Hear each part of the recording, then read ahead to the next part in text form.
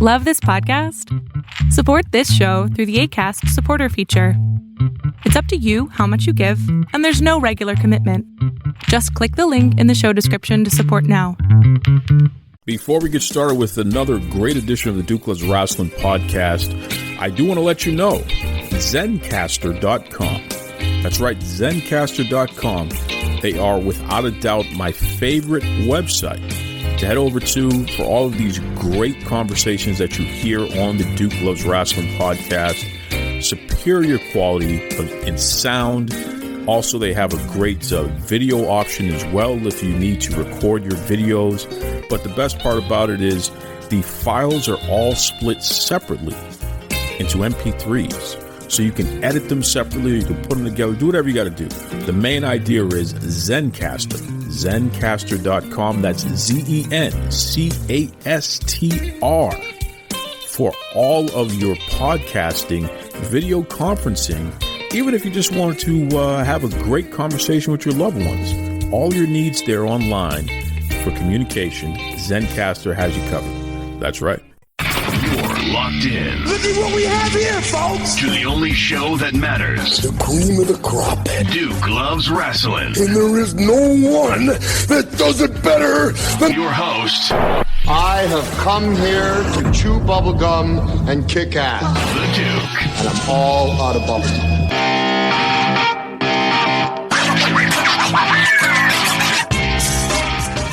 How you doing? My name is Brandon. I'm from Brooklyn, New York. Pleased to meet you. Let me tell you something. This is a thing that I've learned how to do fairly recently, over the past year. And I know folks, the listeners of Duke Loves Rasslin, they probably have noticed the format changed slightly in this regard. I'm having my guests introduce themselves because they oftentimes will introduce themselves totally different from what someone else would choose to say. So you just introduced yourself as Brandon. Mm-hmm. Why is that? Because most people don't know you as Brandon. Most people know you as something else. So why did you introduce yourself as Brandon? You just said as if they're a stranger. I'm not that arrogant to introduce myself as low key unless it's in the proper setting. We hear a lot from pro wrestlers about having challenges with identity. One of the most glaring examples that I can remember fairly recent was Sasha Banks, who, you know, she took some time away from the WWE, and during a documentary, she talked about the fact that she hadn't heard her own name, her real name, in years. And it was affecting her from a psychological standpoint. How are you able to navigate those waters? Well, because I understand there's a separation of those worlds. The problem everybody's doing now is they're blending them. I've always protected my personal life. That's what we're supposed to do. But that's not what these people are doing. What you're seeing now is the motivation focus is different than my generation. My generation, we had to fight the Attitude Era and the ECW generation. So we had a lot to compete with. All walks of life, but everybody got busy. Now what you're seeing is a lot of imitation and a lot of playing. And that's not fair because these are still people. I have the highest experience and the lowest experience because I've lived this. So I'm not posing. I'm displaying. It's a big difference. What you're seeing now is a lot of imitation or mimicry. And in this craft, it takes a long time to get seasoned, and you have to have the right type of experience. And it's much, much different now, especially with what you see. But these are still people. So you want them to do the best that they possibly can. And from an internal standpoint, the standard is not the same as it was in the past.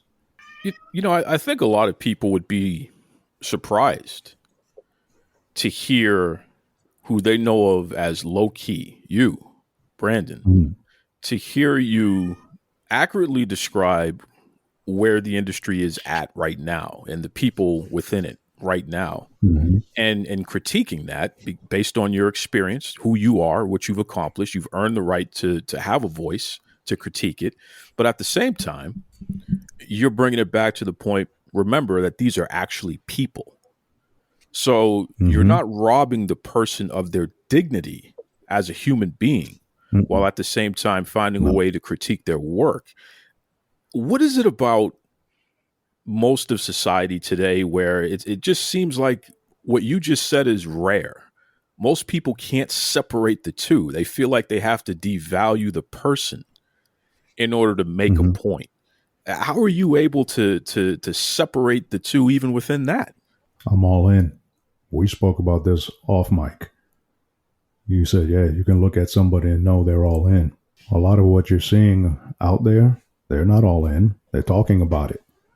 Then when it comes time to show and prove, they're below what they're talking about. So lowering the standard is not doing anybody any favors.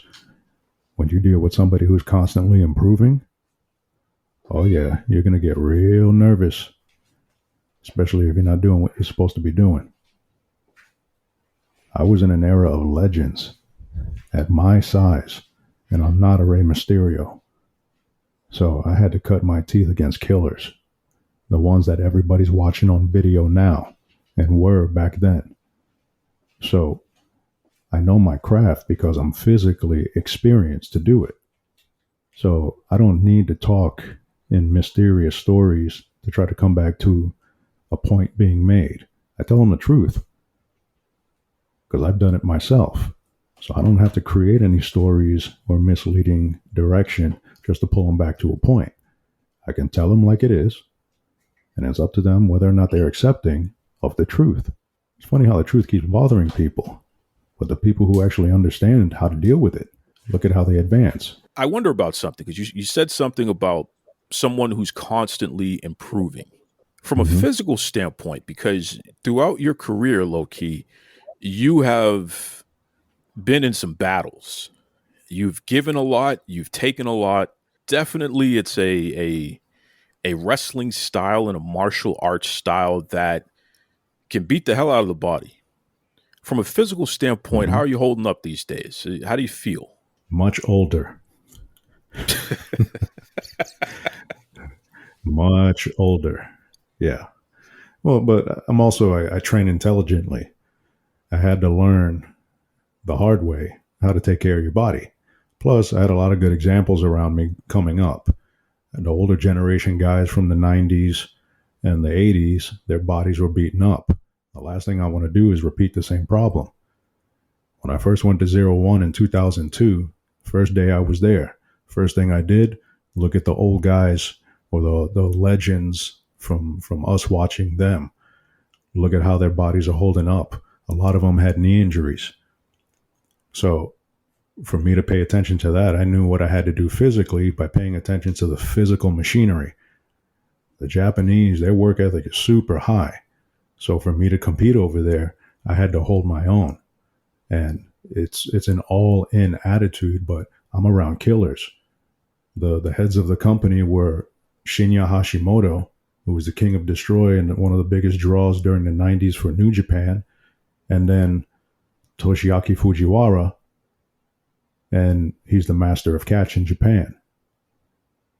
And he's a disciple of Karl Gotch. These are the guys I'm around at my size, and I'm getting crossover guys from Pride in the environment. We had Kevin Randleman, we had Mark Coleman at one point. The guys I'm around, these are killers. The guys fighting in Pride. So I got to hold my own to make sure that I can't be getting killed out there. So I had to make sure my physicality was equal to or better than. And because my conditioning was on a higher level than a lot of them, I could outlast them. That's what I did. I had to be ferocious at my size to make sure I wasn't accumulating bad damage. So my physical strength had to be at the Olympic level. And that's the kind of level of physicality that I was around. We had Naoya Ogawa, who was an Olympic judo player or judoka for, I think, 92 or 88. I'm in an environment full of Olympians. Akebono, I wrestled him in 2013 in All Japan. That's where I blew out my knee. I was outweighed by 400 pounds. I'm going against Olympic sized, the biggest of the big, and I got to be able to last because the ability to get damaged is super high.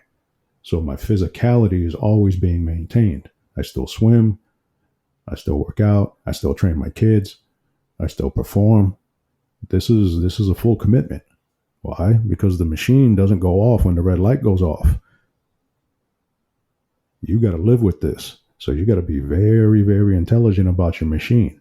How does somebody at my size last this long at this style? That's a great question. And just to give a little history lesson real quick for some of the younger listeners out there, Pride Fighting Championships, at one point, it was the number one mixed martial arts company in the world. UFC was having financial woes, and they were being shut down here in the United States. People were calling it human cockfighting. So UFC had lost their footing. And Pride, which was based in Japan, they had the best pound-for-pound MMA fighters in their promotion, and they were putting on some great matches. I mean, you just heard low-key name some of the folks, Mark the Hammer Coleman and the Beast, Kevin Randleman. They had some badasses there. So 01, which is a wrestling promotion that also mixed in some mixed martial arts. You had these MMA guys come into the promotion, and these were, for lack of a better term, worked shoots. So even though there may be some predetermined things going on here, you had guys beating the hell out of each other in that ring. These guys are trained. If some of the matches are going to be predetermined, because some of them weren't, these guys are still trained. So I'm in an environment of guys who are physically trained to fight. Fujiwara at his age I think at that time he was in his 50s. And I think one of my first matches in 01 was a tag match after I became champion. And it was with Steve Corino against Fujiwara and a young boy. And I started off with Fujiwara, and he tapped his knee as if, go ahead, you want to take my leg? So I shot in for a single leg. When I shot in for the single leg, he sprawled, but he took my arm with him. And it was one of the funniest things because I was like, he got me. He baited me and he got me. This old son of a bitch. He baited me and got me.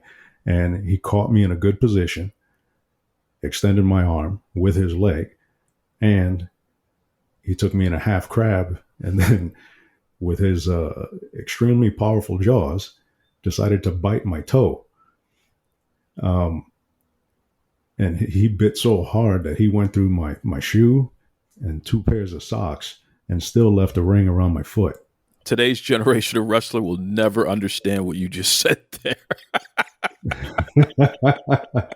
But that's the fun part about what we do. We do it at such a high level, it's mastery. And it's not because we say so, it's because we can physically articulate it. Damn right. Damn right. What a story. And that was your first night at 01. Well, it was one of my first matches after I beat Spanky. So it was a tag match, but it was in a country town. And just me being as trained as I was at that time, he tapped his leg like, go ahead, you want to take it? Go ahead, take it. I'm like, all right. And I went for it, and I got caught. Foolishly. That is something. 52 years old, and the old man still got it. That's wow. Oh, yeah. Wow. You know, I wonder about something because let me dial it back to a couple years. Let's say somewhere around 97, 98. I'm reading the newspaper, and a story pops up about this new wonder drug, Oxycontin, and how this was going to be the thing that was going to take all the pain away. It had a time release formula, and it was going to be safer than all the other types of painkillers, and et cetera, all this stuff. And I remember even as a kid reading that and saying to myself, damn, if that gets abused, that's going to be a real problem. And I'm here in Massachusetts, I'm here in Boston. Fast forward to today, and we still have an opioid crisis that is just gripping and tremendous. And even kids from, my old town where I went to high school and what have you, so many of them have lost their lives to the addiction to the opioids and things of that nature. But let me bring it into wrestling for a second, because there were a lot of people within the generation before you and even generations after you, and certainly within your generation, who were also gripped by the hand of the opioid crisis, addiction, and what have you. And listen, there was a lot of pain, man. There's a lot of things that you folks have put your bodies through in order to entertain us. It's something else. For you personally, have you ever had a situation where you may have been going down that road? If so, how did you handle it? If not, how did you avoid falling into those trappings? No, I never got into the pills or anything like that. That's the whole idea behind training. Your body's strong enough to tolerate. It doesn't mean you're not going to be uncomfortable. You're going to develop mileage. You're going to develop, wear and tear just because of what you're going through. But the higher you're trained, the higher capacity you can perform. This is Olympic level. So if you're doing that, your body's going to be able to tolerate it, but there's also technique involved. It's just like martial arts. You got to understand how to protect your body. With what we do, it's not a game. The attitudes that you see, you can see the disrespect towards one another because they're disregarding the physicality. This needs to be technically sound. If you want to do this a long time, let alone do this at the highest level. The highest level, there's nuance that you only get from experience. And that's not necessarily what you're getting today. Why? Because they're physically not trained or as disciplined. I mean, you see it on TV. You see what these kids are doing. They're dropping each other on heads. They're putting themselves through tables. They're, the injuries are piling up. From a general perspective, do you like what you see in terms of the wrestling product of 2022? No. And in all fairness, I don't watch a lot. It's what I experience firsthand. There's people who are all in, and then there's everyone else. So that's the 99% versus the 100%ers. The 100%ers, that 1% difference is similar, like what they say about the genetic relation between humans and chimps.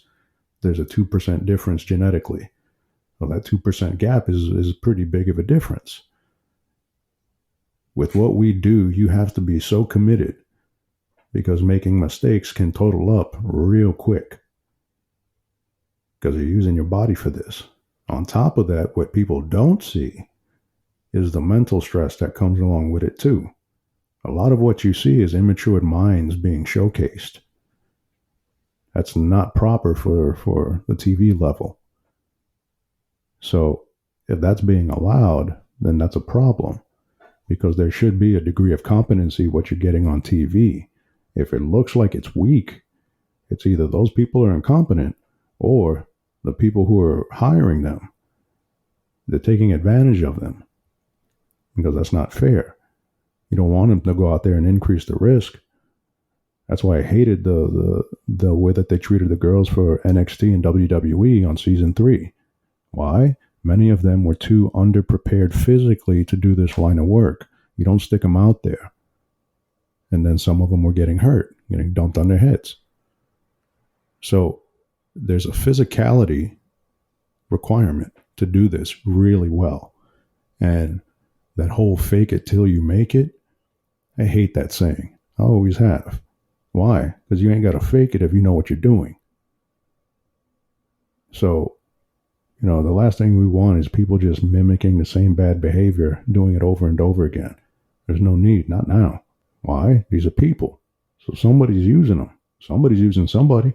That's a theme within your philosophy from a general standpoint. And I don't want to put words in your mouth, but I'm going to say something and please correct me if I'm wrong. But you seem to detest the notion of people using people and people not being prepared to be in the positions that they're in and therefore putting their safety and the safety of their whoever's in the ring with them at jeopardy.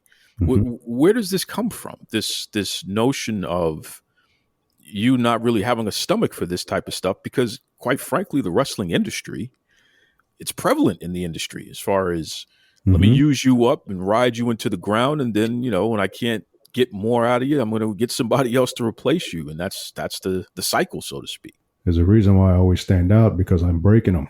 What I did in MLW from 2018 to 2020 was I was grooming people. It wasn't asked of me, but it was because people need guidance, especially when they're in an environment where they're being used. So I've earned people's respect. That's one way of doing it. But physically knowing what you're doing and be able to articulate it to get them to do their best. That's what a real leader does. There's so many people who want to be bosses because they can't do this. A leader can do it from top to bottom. So what I did was I led by example. At my size, MLW world champion, but with the ferocity of an Olympian. I set the tone for everybody, but I was building them with me. Everywhere that I've gone, I've built with other people. Why? Because there's a competency level that's required to do this. What you're seeing now is a lowering of the standard and it being accepted on a larger scale, which is then in turn being showcased. They don't know any better. They're using this as an opportunity, but they should be technically competent to protect themselves. What's happening now is not the same as what happened in 2002 with me in Ring of Honor or me in TNA. We were heavily trained at that time, and you have to have the attitude to go out there and get busy. That's not what you're seeing. What you're seeing is the psychological yearning for attention. And if that's happening, they're not there for the right reasons. You want attention? Get to work. Otherwise, shut up. I understand this environment in and out because I've lived it at a high level. I wasn't accepting the low levels that I saw around me. So why is that being allowed now? There's more people at risk now because of underpreparedness. You don't want to put them out there for them to get hurt. You want them to go out there so that they can really, really shine. There are a lot of women, from the past, from the present, some who are still training now and they're going to be the future. Mm-hmm. I was very surprised to come across this because it runs counter to what your quote unquote reputation is in the industry. Because let's just, I'm not going to play games here. Your reputation, and I know you've heard this maybe secondhand because I doubt most people are bold enough to tell you to your face, but low key is difficult to work with. He'll beat you up. He's a jerk. He doesn't want to do business, yada, yada, yada. So this is what detractors say. I'm very surprised, especially over the past couple of years, how many women in the indie scene and even names and what have you, when they talk about the people who have looked out for them, who have taken the time to mentor them, and dare I say, who have protected them in the industry, your name is one of the names that's at the top of the list. What is that all about? Because these are two totally separate concepts here. How can this jerk who can't do business, who he always, stay away from that guy, he's no good or what have you, how can that guy be the guy that women in the industry have a tremendous amount of respect and honor for and are not afraid to articulate that to the world? Fear. You just said it. They're not going to say it to my face, so they're going to say it from somewhere else. Fear. I'm trained to do what I do, and I've constantly improved because I am all in. What these kids are doing today is not all in. So this is a different level. And it's not saying that we're better. We're more experienced. So we're able to get things across much better, which is you have to excel at this so you're not running your body into the ground. So the males can sit there with their attitudes as much as they'd like. If they're not going to stand in front of me, you got your answer. Now the women, that's where I've seen the biggest issue. Because I understand what happens in the environment if the women aren't treated correctly. I've seen it happen. If you understand how to protect the women, if you understand how to protect the men, you'll have a better environment. Why? Respect. So if the guys aren't stepping to me and telling me to my face, it's not a challenge, but you've gotten your answer. I've got no problem telling anybody to their face. And it's not because I'm challenging anybody. If I believe what I'm talking about, you're going to know. At least that's respectful. But that's what a lot of people don't want to deal with. They just want to do what they want to do and don't really care about anything else. Well, in this line of work, you messing up can affect other people, even if you weren't intending that. Why? Because it's not an isolated industry. You got to work with other people. I understand that. But notice the people who are talking and saying things are saying things from a distance. They want an audience. I haven't said I was going to beat anybody up, but I said this off mic. Whether it's, or I can be dead broke, I'm still going to fuck you up. It's not because I'm a badass. It's because I know how to stand on my own 2 feet and defend myself. A lot of people don't have that belief in themselves and need to do that from a distance. I'm not here to voice an opinion. I'm always going after the truth. Why? Because that's the physical Olympian style. You keep training, you keep improving. You do that physically, you'll start getting an understanding mentally. You start combining those two worlds, now you're really having fun. So this is no different than martial arts discipline, Olympic discipline. You could do it at a super high level, but without sacrificing yourself. You got to be all in, not talk about it. And you can see it out there, which is a shame, because they're still rewarding a lot of weak behaviors. And that's not fair, because that has an effect on the environment if you're not protecting the girls. The girls are not safe. You're going to have a bad environment. Pro wrestling has had problems in the past. They've since moved on. But these are still people, especially young ones. So if they don't have the proper guidance in that environment, you're going to start falling back on old habits. And the old habits in this environment is that carnival culture of using people.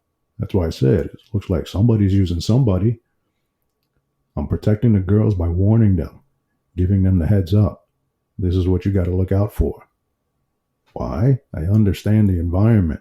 I've done this in and out. There's a new generation of people now. There's a story that someone relayed to you about one of your fellow wrestlers that you spent some time with in the WWE.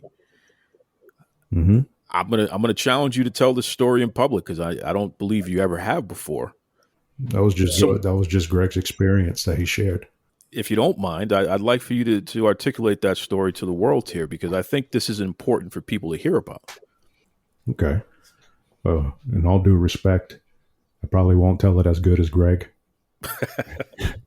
Just because I could see his sense, like the vibe that he was giving me at that time. So I won't do it as good of justice as I possibly can, only because I'm not doing it like, I can't do it exactly like him.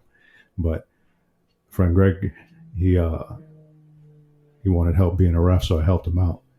And last year, WrestleMania weekend, I organized multiple events throughout the day in order for us to see what it takes on the pro level. And I wanted to introduce Stephanie Becker to that type of lifestyle. And during that Saturday, I had an appearance event at the Godfrey Hotel at Water, which is the resort that they have there. And it was wrestling themed. So they had many of the girls from pro wrestling. We had Salina de la Renta. We had Miss Tessmacher from TNA. We had Brooke Hogan and her brother as a DJ and as a host. And then we had Layla L from WWE. Now, it was funny. No one wanted to introduce the girls, so they came to me. So I had to make an announcement trying to introduce or MC the girls into welcoming them to the crowd. So after I did that, we went back and we're just hanging out poolside. Everyone's introduced to each other except Greg. Greg came up to me and asked me, he goes, "Hey man, like, would you mind introducing me to Layla?" I'm like, "Why, what's up?" He's like, "I think she's kind of like uncertain because no one's introduced me or it hasn't, she just doesn't know who I am." I'm like, okay. So I went and introduced her. I introduced Greg to Layla. This is Greg, my ref, and this is Layla. So shook hands. Her whole demeanor changed because it wasn't as defensive. So everyone's hanging out. Eventually, clouds started coming through and it started raining. So when it started raining, we had to go indoors. We ended up going indoors, and some of the rooms available were heavily crowded with people. But at one point, Greg tells me that he was in the room with him, with all of us, because there was a whole bunch of people in there. And at one point, he was just face to face, just talking to Layla. And I'm like, all right, cool.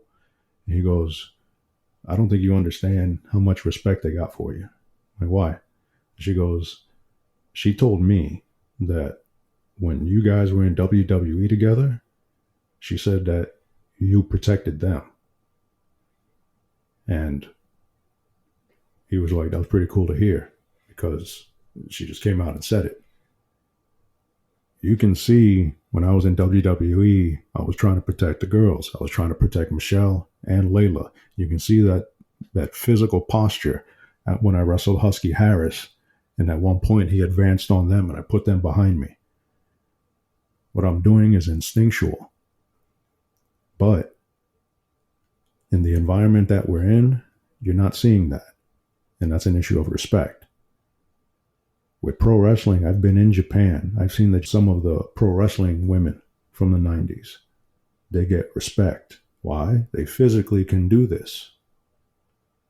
In the environment that I'm seeing now, it's emphasizing their appearance more so than their physical competency. If their physical competency is up to par, you're going to see the respect for them.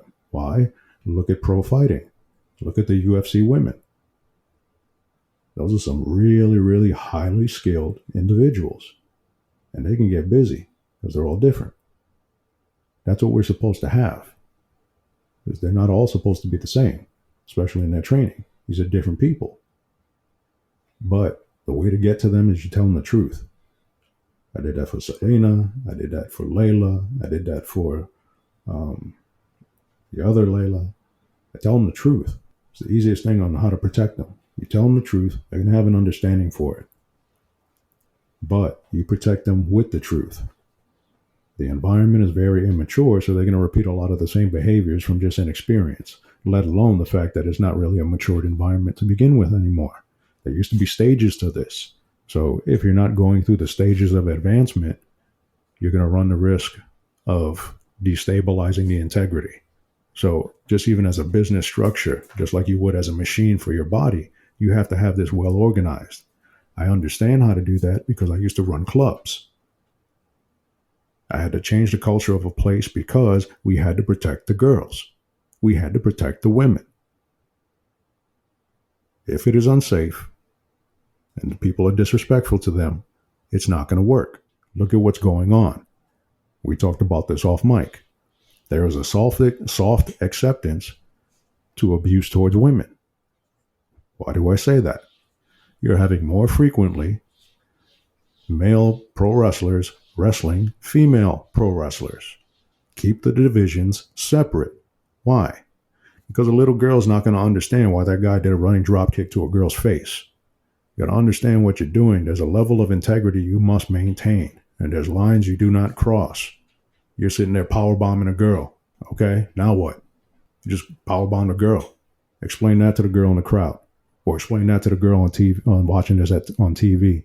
Potentially go do that to their sister. Protect the girls. It's not that difficult, but if you don't have the right attitudes in that environment, you're going to have problems. The best way to do it, tell them the truth. I got sisters. I'm a serious guy. I'm a very serious guy. My demeanor, my attitude towards life, it's affected by the things that I've had to experience. There's no two ways about that.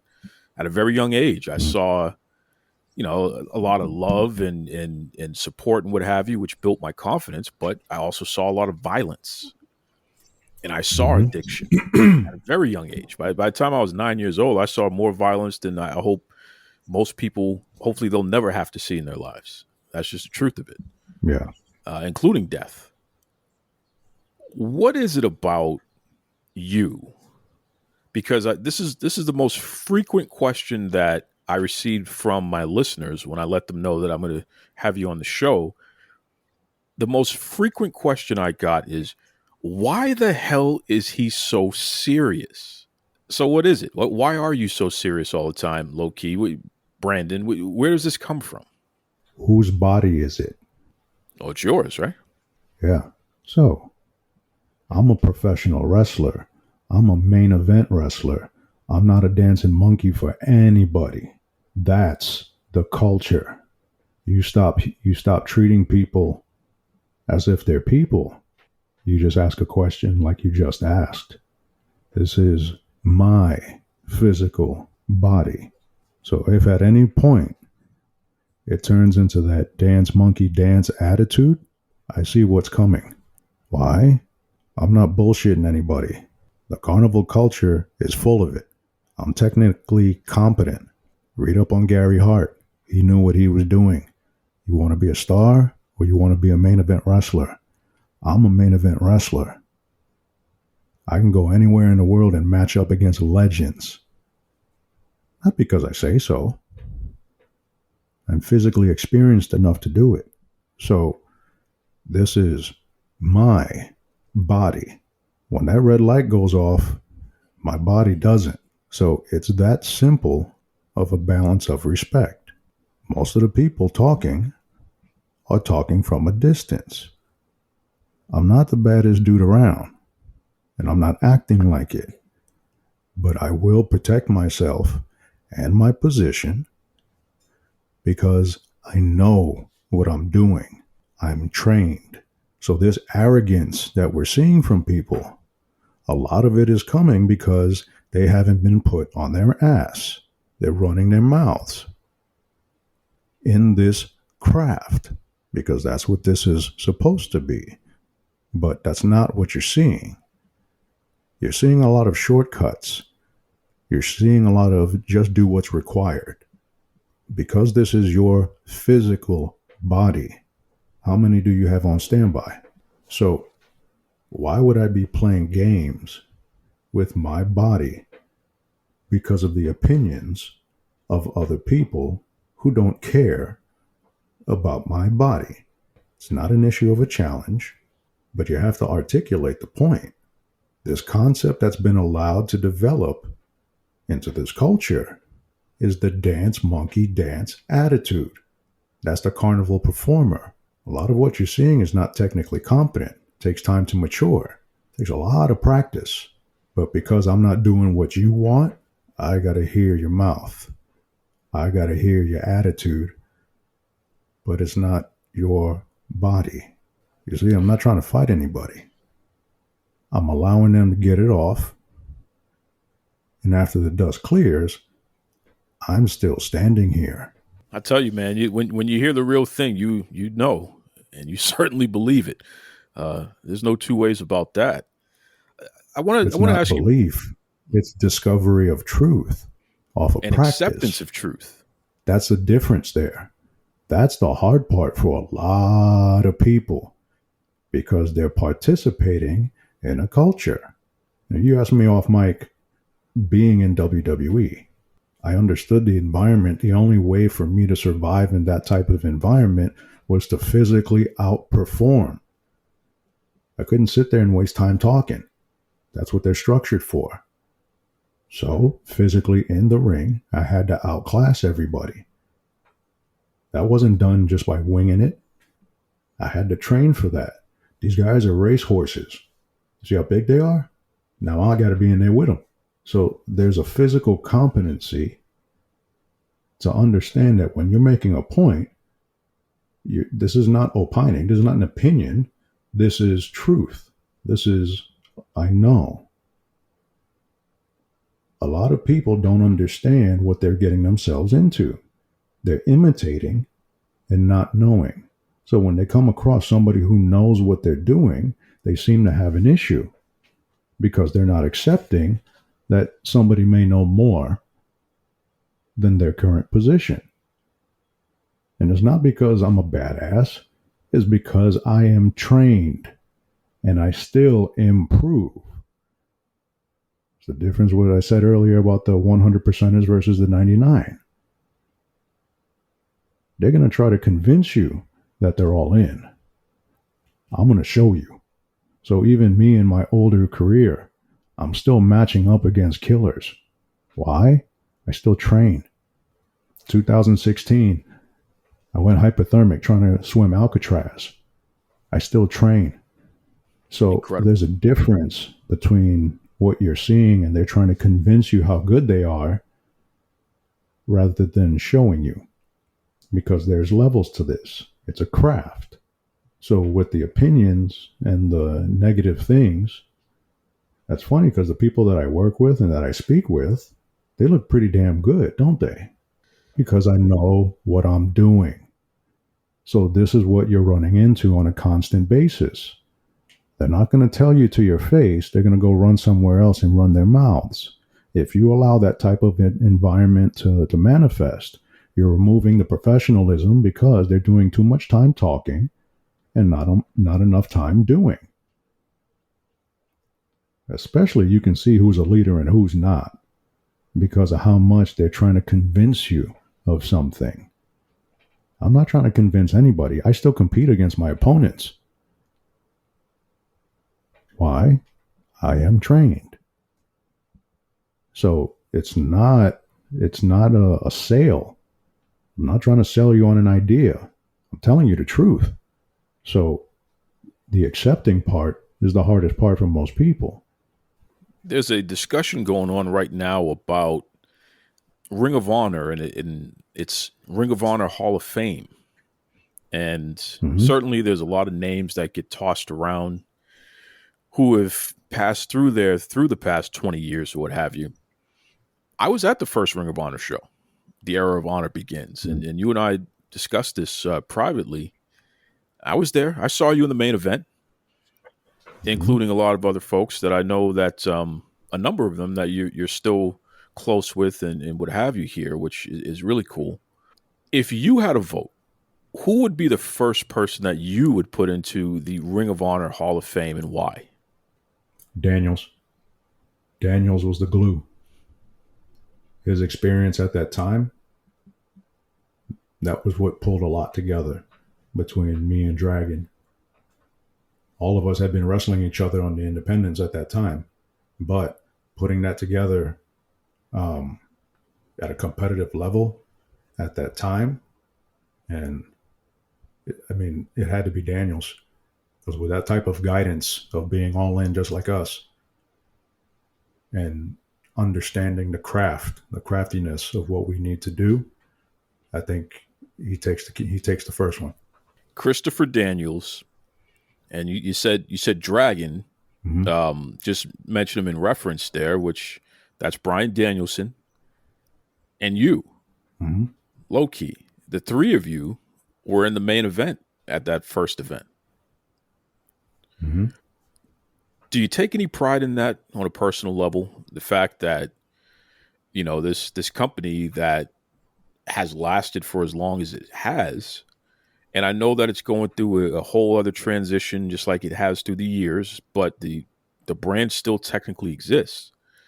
Do you take any pride in the fact that you were in that main event? Because make no mistake about it, part of the reason why certain people were on that card, and that's really the majority of that card, is because the fans, we were letting the promoter know if there was going to be a super wrestling card, these were the indie stars that we would love to see on one wrestling card. If we could ever have a super card, we wanted to see Christopher Daniels, the Fallen Angel. We wanted to see Low Key. We wanted to see the American Dragon.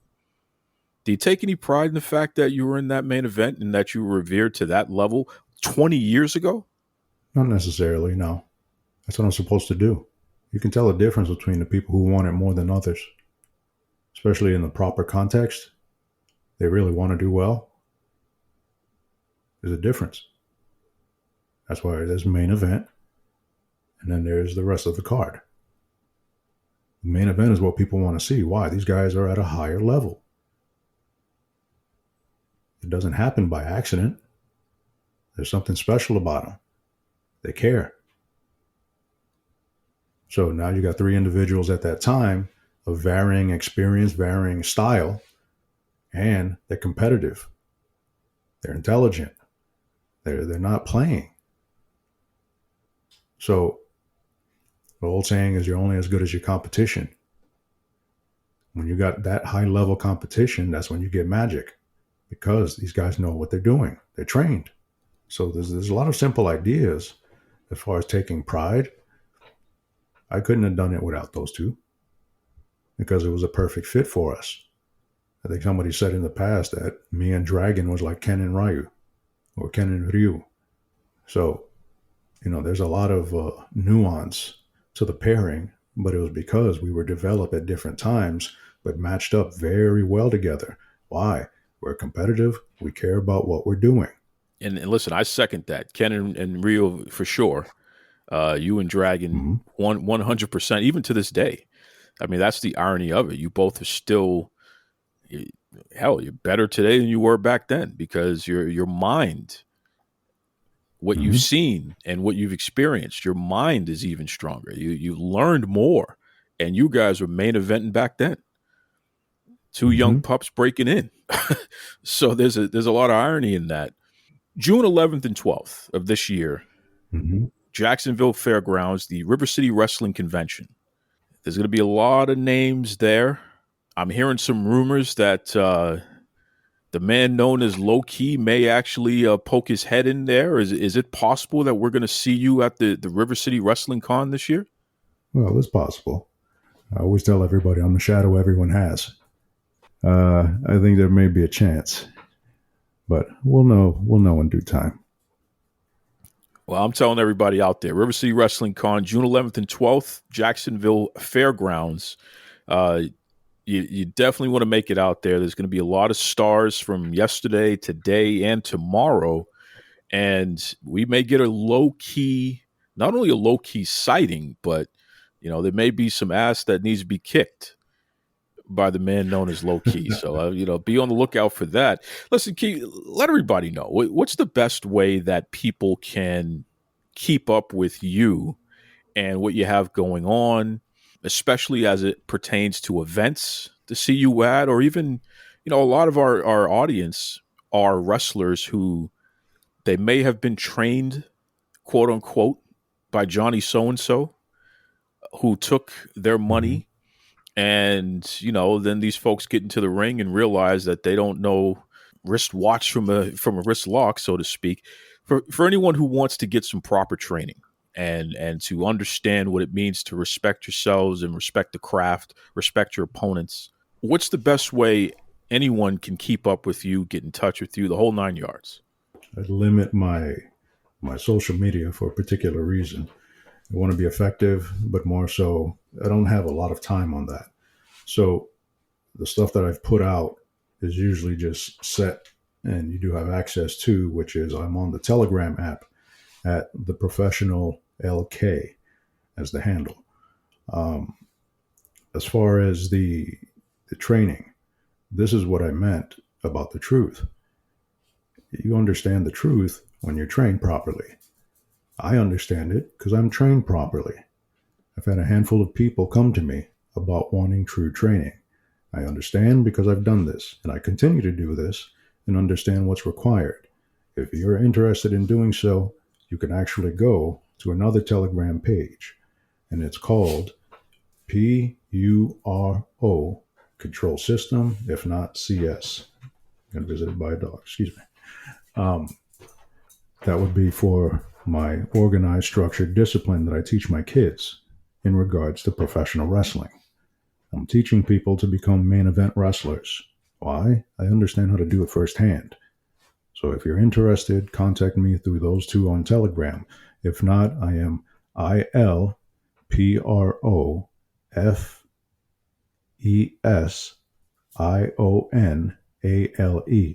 It's Italian. Il Professionale. On Gab. You can send me a message there. If not, I still have the Twitter handle of One World Warrior. Those are the best ways to get in touch with me.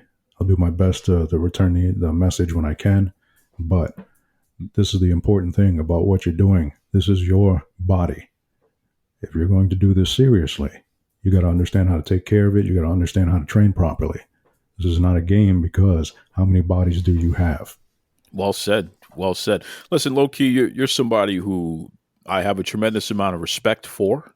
There are very few people who walk it like they talk it. And you're certainly one of those people. And I can only respect that. So I appreciate all that you have given to the wrestling industry.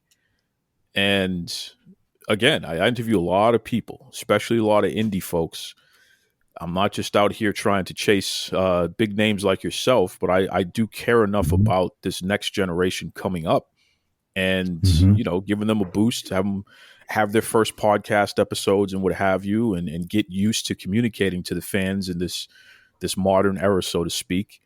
And your name pops up so much, especially with women who are training in the industry, because like you said, it's an industry that can be insensitive and carny and ridiculous, and they target people, especially women, try to sexualize them, take advantage of them.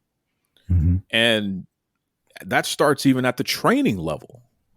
Breaking into the industry, they run into these problems. So it's very interesting to hear people talk about their experiences with you and how, no, this dude, like, he looks out for us and he's always mentoring us. And when we see him at shows, he will take his personal time, that we know he's busy, but he will take his personal time and speak to us and make sure that, we stay focused on what we're doing and what have you. And it's like, damn, that doesn't sound like the guy who's bad business and who's a jerk and who, no one can get along with, what have you. It doesn't sound like that guy at all.